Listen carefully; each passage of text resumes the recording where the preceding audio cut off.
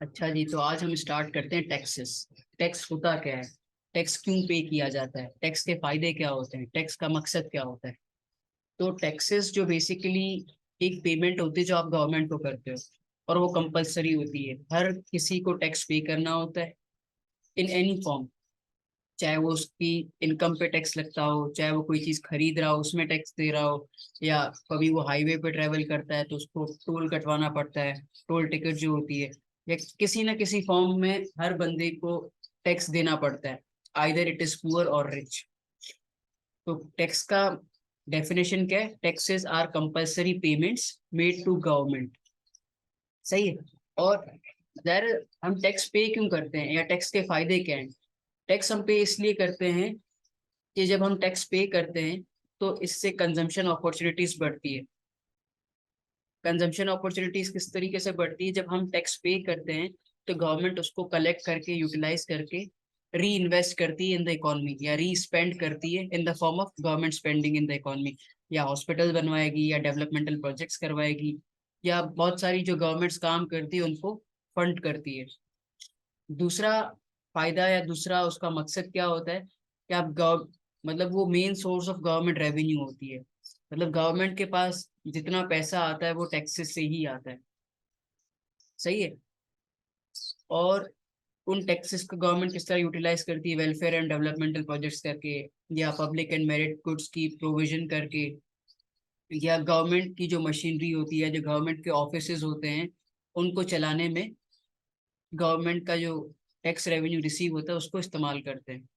और टैक्स को as N policy भी यूज कर किया जा सकता है, ताकि मैक्रो इकोनॉमिक एम्स को अचीव कर सके। जैसे फिस्कल पॉलिसी में टैक्स एक टूल होता है जिसकी वजह से आप अपनी इकोनॉमी की डिमांड को कॉन्ट्रैक्ट एंड एक्सपेंड भी कर सकते हो। और टैक्स को as an redistribution of income के लिए भी यूज किया जा सकता है। मतलब कि जो अमीर और जो गरीब है उनके बीच में जो इनकम गैप है उसको कम करने के लिए गवर्नमेंट टैक्स को यूज करती है। अब डिपेंड करता है कि आपका एम क्या है, ऑब्जेक्टिव क्या है। इस हिसाब से आप टैक्स की नेचर टाइप को डिसाइड करके अप्लाई करते हो। यहाँ तक I think it's good enough. अब हम पढ़ते हैं types of taxes. Types of taxes कितने होते हैं? दो तरीके के टैक्सेस होते हैं। एक होता है डायरेक्ट टैक्स। डायरेक्ट टैक्स वो होता है जो डायरेक्ट आपकी सोर्स ऑफ वेल्थ पे लगता है। सोर्स ऑफ वेल्थ क्या होती है? जहाँ से आपकी इनकम आती है, या जो आपका कोई एसेट होता है, वहां से आपको जो इनकम आती है वो आपको, उस पे जो टैक्स लगता है वो डायरेक्ट टैक्स होता है। फॉर एग्जाम्पल, मेरी सैलरी आती है, उस पे जो गवर्नमेंट टैक्स काटती है वो डायरेक्ट टैक्स होता है। या मेरी एक प्रॉपर्टी है, जैसे मेरा एक फ्लैट है डीएचए में, अब वहां पे मैंने उसको रेंट पे लगाया हुआ है। अब उस रेंट पे जो टैक्स लग रहा है ना, वो मेरा डायरेक्ट टैक्स है, क्योंकि वो डायरेक्ट मेरी सोर्स ऑफ वेल्थ पे लग रहा है। और इसके एग्जांपल क्या? Income tax, profit tax, property tax, ये सारे डायरेक्ट टैक्स की कैटेगरी में फॉल करता है। और ये जो टैक्स होते हैं डायरेक्टली ओनर की वेल्थ पे लगते हैं, ये डायरेक्ट लायबिलिटी ऑफ ओनर है। मतलब जिस बंदे पे ये टैक्स लगेगा उसको टैक्स ये देना ही पड़ेगा, वो किसी और पे टैक्स ट्रांसफर नहीं हो सकता। Direct tax can not be transferred. जैसे इनडायरेक्ट टैक्स होता है, वो हम इनडायरेक्ट टैक्स जब पढ़ेंगे तब डिस्कस कर लेंगे। और डायरेक्ट टैक्स जो होता है वो डायरेक्टली आपकी डिमांड को रिड्यूस करता है। डिमांड को रिड्यूस किस तरह करता है? क्योंकि जो टैक्स लगता है या टैक्स जितना बढ़ता जाएगा उतना ही आपकी डिस्पोजेबल इनकम होती है। डिस्पोजेबल इनकम वो इनकम होती है जो आप कमाने के बाद डायरेक्टली वो अमाउंट घर लेके जाते हो। फॉर एग्जाम्पल, मेरी इनकम है 100 रुपया। अब गवर्नमेंट मुझे 10 रुपये टैक्स करती है। अब 10 रुपये टैक्स करने के बाद मेरे पास जो इनकम बचेगी वो होगी 90 रुपीज की। मतलब वो 90 रुपीज को मैं कुछ भी करना चाहूँ कर सकता हूँ, उसको खर्चूं, सेव करूँ, इन्वेस्ट करूँ, गवर्नमेंट मुझे कुछ भी नहीं कहेगी। तो वो जो 90 रुपया मैं अपने घर लेके जा रहा हूँ फॉर कंजम्पशन, जो भी करने के लिए, उसको डिस्पोजेबल इनकम कहते हैं। जाहिर है, जितना टैक्स बढ़ता जाएगा उतना आपकी एबिलिटी टू कंज्यूम कम होती जाएगी। Ability to consume is a factor of demand, यानी डिमांड की डेफिनेशन में उसका बहुत बड़ा हाथ होता है। तो एबिलिटी टू कंज्यूम कम होगी तो इसका मतलब क्या? आपकी डिमांड भी डायरेक्टली प्रोपोर्शनल होगी। मतलब एबिलिटी टू कंज्यूम कम होगी तो डिमांड भी कम होगी। और इस चीज को दिखाने के लिए, डायरेक्ट टैक्स की एप्लीकेशन करने के लिए, हम दो डिमांड कर्व्स की मूवमेंट को शो करते हैं। सही है। अगर डिमांड कर्व लेफ्ट शिफ्ट हो जाए, इसका मतलब क्या है कि आप पे डायरेक्ट टैक्स अप्लाई हुआ है या इसकी वजह से आपकी डिमांड कम हुई है। डायरेक्ट टैक्स के फायदे क्या है? पहला फायदा क्या है? Largest source of government revenue, यानी गवर्नमेंट के पास जितना भी पैसा आता है वो डायरेक्ट टैक्स की फॉर्म में ही आता है। और दूसरा इसका फायदा क्या है? आपको एग्जैक्टली पता है कि मेरी इकोनॉमी में कितने लोगों की या किस प्रोपोर्शन के लोगों की इनकम क्या है। मतलब जो सैलरीज हैं वो हमेशा फिक्स्ड होती हैं, आइदर दे इंक्रीज और रिमेन सेम, वो डिक्रीज कभी नहीं होती। तो इसीलिए आपको एक फिक्स्ड अमाउंट या डेफिनेट अमाउंट पता होता है कि एटलीस्ट मेरे पास 10 लाख रुपए का टैक्स रेवेन्यू आएगा, या इससे बढ़ सकता है, प्रॉफिट अच्छा हो जाए बिजनेसेस का, इनकम किसी की बढ़ जाए, ज्यादा हो सकता है, लेकिन मिनिमम अमाउंट में इंश्योर कर लेता हूँ। और इससे क्या होता है कि आप इनकम को रीडिस्ट्रीब्यूट भी कर सकते हो। और ये प्रोग्रेसिव इन नेचर होता है। प्रोग्रेसिव इन नेचर का मतलब क्या है कि less tax on poor, more tax on rich. मतलब जिस तरह आपकी इनकम बढ़ती जाएगी उस तरह टैक्स का रेट भी बढ़ता जाएगा। पर मसला क्या है? इस टैक्स का मसला ये है कि लोग अपनी इनकम्स को हाइड कर सकते हैं, वो टैक्स को एवेड कर सकते हैं, वो टैक्स ना भी पे कर सकते हैं। फॉर एग्जाम्पल वो 1 लाख रुपए कमा रहे हैं और वो आपको 50,000 का प्रूफ दिखा रहे हैं कि भाई हम 50,000 कमा रहे हैं, तो इससे टैक्स का चोरी होना इज पॉसिबल। और ये रिजिड टैक्स स्ट्रक्चर है। रिजिड इन द सेंस काफी कॉम्प्लेक्स है, मतलब एक्सपेंसिव टू कलेक्ट है, इजीली आप टैक्स को कलेक्ट नहीं कर सकते, आपको बहुत सारी क्वालिटेटिव इंफॉर्मेशन चाहिए होती है। लेकिन इसका नुकसान ये भी है कि डिसइंसेंटिव टू वर्क है। मतलब जो बंदा जितना इनकम अपनी बढ़ाता जाएगा और उसको उतना टैक्स ज्यादा देना पड़ता रहेगा, तो इसीलिए वो चाहेगा कि यार कम काम करो, कम टैक्स, तो लाइफ एंजॉय करो। मतलब मैं ज्यादा मेहनत कर रहा हूँ ज्यादा टैक्स पे करने के लिए, ये कोई लॉजिक या कोई सेंस नहीं बनाता, इसीलिए ये डिसइंसेंटिव टू वर्क है। अब आते हैं दूसरे टाइप ऑफ टैक्स पे। सही है, दूसरा टाइप ऑफ टैक्स क्या है हमारा? Indirect tax. इनडायरेक्ट टैक्स वो टैक्स है जो आप डेली पे करते हो in the form of anything. Daily आप कोई ना कोई चीज खरीदते होगे। सही है, तो डायरेक्ट टैक्स और indirect tax applied on the value of goods and services. और ये सेल्स टैक्स होता है, वैल्यू एडेड टैक्स होता है, इंपोर्ट ड्यूटी होता है। मतलब जो भी आप गुड एंड सर्विस करते हो, खरीदते हो, उसके साथ इनडायरेक्ट टैक्स एसोसिएटेड होता है। और जो इनडायरेक्ट टैक्स होता है ना वो आप ट्रांसफर कर सकते हो। जिससे डायरेक्ट टैक्स को आप ट्रांसफर नहीं कर सकते, सिर्फ ओनर ही पे करेगा। लेकिन इनडायरेक्ट टैक्स में आप टैक्स का बर्डन या टैक्स का जो इंसिडेंस होता है वो आप ट्रांसफर कर सकते हो। क्योंकि टैक्स प्रोड्यूसर पे लगते हैं ना, उसकी गुड एंड सर्विस पे लगते हैं ना। प्रोड्यूसर क्या कर सकता है? वो सारा टैक्स कंज्यूमर को ट्रांसफर कर सकता है in the form of high price. और जब भी टैक्स लगेगा इसका मतलब क्या है कि आपकी प्राइस बढ़ेगी। और प्राइस बढ़ने का मतलब क्या है कि ये टैक्स प्रोड्यूसर पे लग रहा है in the form of cost of production. Tax is also a cost. एक गुड पे लग रही है, उसकी प्रोडक्शन पे लग रही है, ये एक कॉस्ट है। तो इसकी वजह से क्या होगा? जब कॉस्ट राइज होती है तो आपकी सप्लाई कर्व लेफ्टवर्ड शिफ्ट होती है। इसका मतलब क्या है कि सप्लाई कम हो जाती है। और जो दो टैक्स जो सप्लाई कर्व्स हैं उनके बीच का जो डिस्टेंस होता है वो एक टैक्स पर यूनिट होता है। फॉर एग्जाम्पल, इन दो कर्व के बीच में जो डिस्टेंस है ये मेरा टैक्स होता है, ये मेरा टैक्स होता है। पता कैसे चलेगा? आप इस प्राइस पे जाओगे, इस प्राइस पे जाओगे, तो आपको आपका टैक्स रेट पता लग जाएगा। यानी ये आपकी थी P1, P2। मतलब the difference between P1 and P2 is your tax पर गुड या पर यूनिट। फॉर एग्जाम्पल ये Q1 है, मतलब Q1 यूनिट पे जो आपका टैक्स पड़ रहा है वो क्या है। और मतलब ये जो टैक्स लगता है हर यूनिट पे सेम लगता है, पर यूनिट टैक्स होता है। सही है। अब फॉर एग्जाम्पल हमने बात करी कि भाई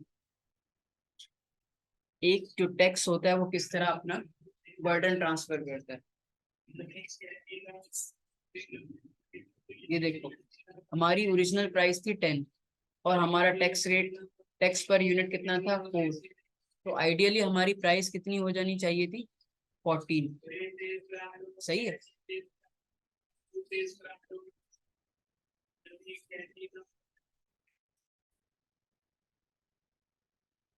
तो हमारी ओरिजिनल प्राइस कितनी थी बिफोर टैक्स, वो थी 10 रुपीज, और हमने टैक्स लगाया 4 रुपीज का। हमने नहीं, गवर्नमेंट ने लगाया। गवर्नमेंट ने कहा भैया आप, हम टैक्स लगा रहे हैं, तो $4 से टैक्स, अब प्राइस कितनी होगी 14। अब प्राइस 14 यानी पहले प्राइस 10 थी, अब 4 हो गई। अब ये इंक्रीज इन प्राइस का बर्डन जो होगा वो बेयर किसको करना पड़ेगा, कंज्यूमर को। और प्रोड्यूसर को कितना बेयर करना पड़ेगा 0। तो प्राइस फॉर प्रोड्यूसर अभी भी 10 ही है। सही है। अगर प्राइस 13 होती, इसका मतलब क्या है कि कंज्यूमर को 10 रुपीज से 30 रुपीज के कितना इंक्रीज बेयर करना पड़ा, 3 रुपीज का। अब 1 रुपया किसको बेयर करना पड़ेगा, प्रोड्यूसर को। तो प्रोड्यूसर के लिए प्राइस क्या हो गई 11 रुपीज, क्योंकि इसको $1 टैक्स का भी ऐड हो गया। अगर प्राइस 12 है, मार्केट में जो प्राइस 12 है, तो कंज्यूमर को कितना बर्डन बेयर करना पड़ा 2, और प्रोड्यूसर को भी 2, यानी इक्वली डिस्ट्रीब्यूट हो गया। और अब प्रोड्यूसर को भी प्राइस 12 ही पड़ रही है। अगर प्राइस 11 हो जाती है तो कंज्यूमर को 1 रुपीज और इसको 3 रुपीज। तो अब प्रोड्यूसर को प्राइस कितने की पड़ रही है 13 रुपीज में। अगर कंज्यूमर को प्राइस में कोई इंक्रीज फेज ना हो, यानी उस पर बर्डन कितना है 0 रुपीज का, सारा बर्डन प्रोड्यूसर ने उठा लिया, तो अब प्रोड्यूसर को प्राइस कितनी पड़ रही है 40 रुपीज। सही है। यहाँ तक आई गेस आप लोग को समझ में आ गया होगा। इसका मतलब क्या है, when demand of output is elastic, producers are reluctant to increase price. मतलब आपकी गुड एंड सर्विसेज की जो डिमांड इलास्टिक होती है ना, तो प्रोड्यूसर चाहता है कि वो प्राइस का जो नुकसान है या जो बर्डन है वो खुद बेयर कर ले। अगर वो प्राइस बढ़ाएगा तो उसकी demand more than proportionate decrease हो जाएगी। सही है। In case of elastic demand, elastic sorry in elastic demand, in elastic में क्या होता है, आप जितना भी प्राइस बढ़ा लो लेकिन आपकी क्वांटिटी में लेस देन प्रोपोर्शनेट चेंज आता है, तो अल्टीमेटली आपका रेवेन्यू बढ़ जाता है। तो इसीलिए इन इलास्टिक डिमांड में प्रोड्यूसर सारा बर्डन कंज्यूमर पे ट्रांसफर कर देता है। सही है। एंड अब हम चलते हैं आगे।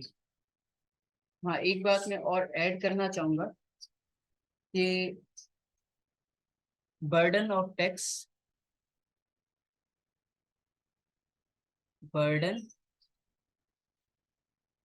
Of tax distribution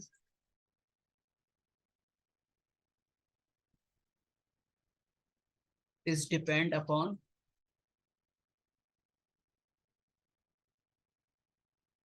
PES and PED।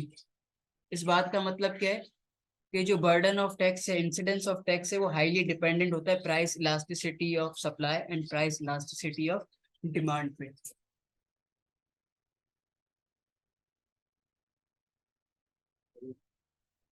अब इनडायरेक्ट टैक्स का फायदा क्या है कि ये, इसमें टैक्स इवेजन पॉसिबल नहीं होती।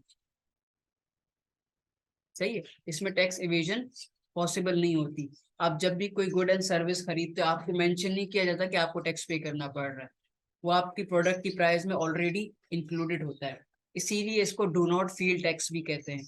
और इसको हर बंदा पे करता है, जब भी आप कोई गुड एंड सर्विस खरीदोगे आप टैक्स पे करोगे, इसको कोई इवेट नहीं कर सकता। और ये फ्लेक्सिबल टैक्स सिस्टम होता है। फ्लेक्सिबल क्यों होता है, ये जो उसकी जो बेस होती है ना, वो बहुत वाइड होती है। वाइड बेस्ड टैक्स सिस्टम होता है, मतलब हर गुड की अपनी वैल्यू होती है, हर गुड की अपनी प्राइस होती है, और टैक्स उन पे लगता है, तो मतलब फ्लेक्सिबल हो जाता है, फ्लेक्सिबल टैक्स सिस्टम। और इसका अगला फायदा क्या है, ये easier and cheaper, cheaper to apply and collect. मतलब आप डायरेक्ट फर्म से वो टैक्स कलेक्ट कर लेते हो इन द फॉर्म ऑफ कि आपने कितने प्रोडक्ट्स बेचे, इन पे इतना टैक्स रेवेन्यू बनता है, तो आप हमें सारा टैक्स दे दो। और लेकिन इसका दूसरा पहला नुकसान भी यही है कि amount of tax depends upon the sales. अगर एक फर्म के प्रोडक्ट की सेल होगी तो आपको टैक्स मिलेगा ना, अगर सेल ही नहीं होगी तो टैक्स ही नहीं मिलेगा। तो ये डिपेंड करता है। अगर फॉर एग्जांपल आपकी इकोनॉमी रिसेशन में चल रही है और डिमांड बहुत कम है, तो आपको टैक्स का रेवेन्यू भी कम मिलेगा। यार अगर आप टैक्स लगाओगे तो ये कॉस्ट ऑफ प्रोडक्शन को इंक्रीज करेगा। जब कॉस्ट ऑफ प्रोडक्शन इंक्रीज होती है, इसकी वजह से आप प्राइस इंक्रीज करते हो, it contributes to cost push inflation. Inflation का मतलब क्या होता है? Inflation is the persistent increase in the general price level over a given period of time. सही है। और रिग्रेसिव इन नेचर का मतलब क्या है कि जैसे जैसे आपकी इनकम बढ़ती जाएगी आपका टैक्स रेट कम होता जाएगा। तो इसीलिए जो मतलब लोअर इनकम पे जो लोग हैं उनको ज्यादा टैक्स देना पड़ रहा है। तो इसीलिए इसको कहा जाता है more burden on poor. Burden में be unfairly divided. Unfairly divide किस तरह हो सकता है कि अगर आप ज्यादा बर्डन कंज्यूमर पे डाल दो तो मतलब उनका लिविंग स्टैंडर्ड कम हो जाएगा, लॉस ऑफ वेलफेयर हो जाएगा। अगर ज्यादा बर्डन प्रोड्यूसर पे डाल दो तो उसका प्रॉफिट कम हो जाएगा। जाहिर है प्रोड्यूसर अगर प्राइस इंक्रीज नहीं कर रहा तो वो कहाँ से कवर कर रहा है? तो जाहिर है उसको अपने प्रॉफिट में से ही माइनस करना पड़ेगा। ये था जी हमारा tax, taxes, indirect taxes, direct taxes,